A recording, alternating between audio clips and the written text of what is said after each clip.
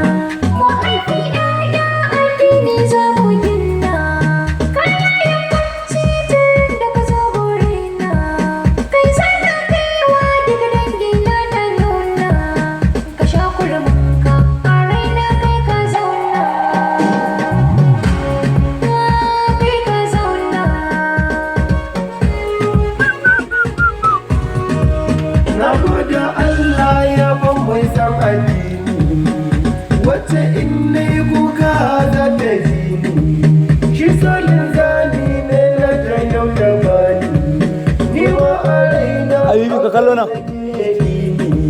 kin mamaye kan jinin cikina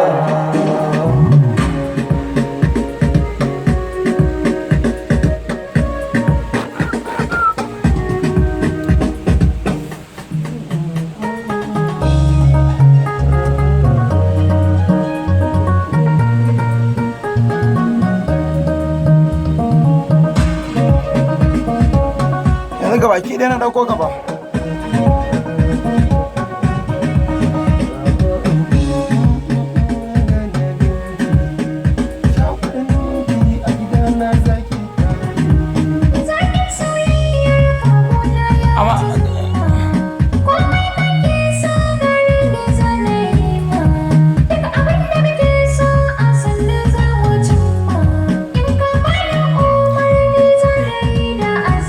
Amma na ɗauko yanzu iya baitin ka za ka kawai bada na mace.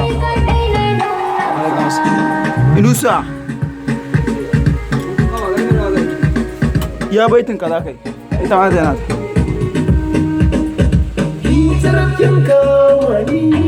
ka kallo na.